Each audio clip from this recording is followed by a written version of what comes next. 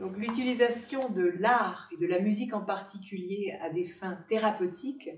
est sans doute l'une des traditions les plus anciennes de l'humanité. Mais l'art-thérapie sous sa forme moderne, c'est une discipline nouvelle, une discipline d'avant-garde aux antécédents millénaires, on peut dire, et qui va prendre en compte la partie saine et la partie vivante en chaque personne malade pour l'amener à s'épanouir au mieux, même si cette partie ne s'apparente plus qu'à une parcelle de santé et une parcelle de vie. Donc le violoncelle, qui est un instrument proche de la voix humaine, et ses vibrations enveloppent le corps malade et le transforment pour un temps dans la chambre d'hôpital en un corps de sensations, en un corps de vie rééprouvée et d'émotions. Ce qui est important de dire, c'est que la musique qui chante auprès des résidents d'EHPAD, des patients en fin de vie, des malades dans le coma ou dans des maladies graves et terminales,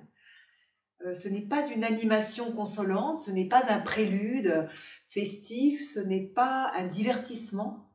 Elle s'adresse à la personne dans son noyau central et sollicite, réexalte en fait des profondeurs insoupçonnées, s'adresse vraiment à la personne dans toute sa profondeur, quel que soit le degré de sa pathologie, quel que soit son état cognitif, quel que soit son degré de vigilance jusqu'à des comas très profonds.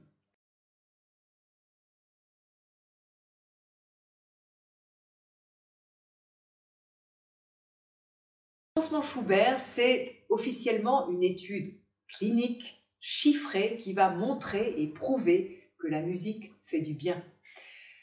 Mais pas uniquement dans une rencontre, dans une chambre, comme j'ai pu le faire de nombreuses fois depuis 9 ans en unité de soins palliatifs, mais dans une situation particulière qui est au moment d'un soin douloureux, voire au moment du pic douloureux. Donc le pansement Schubert, c'est la présence de la musique vivante sous la forme d'un violoncelle, donc d'une violoncelliste, dans la chambre au moment du soin douloureux qui peut être potentiellement douloureux, qui n'est pas toujours, aussi bien pour des toilettes, pour des pansements, pour des ponctions, pour des mobilisations complexes, pour des soins divers. Et il y a une étude qui va montrer,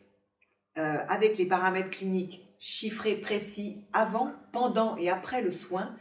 que la musique vivante atténue de façon massive la douleur et l'anxiété des patients pendant un soin douloureux. Mais pas uniquement des patients, également des soignants.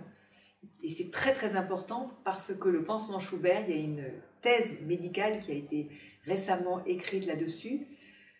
permet une véritable transformation parfois d'une équipe pluridisciplinaire,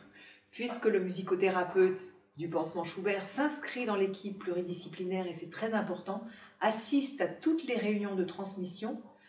et est indiqué pour certains patients, certains pansements. Donc nous avons constaté des résultats extrêmement positifs aussi parce que les soignants étaient partants,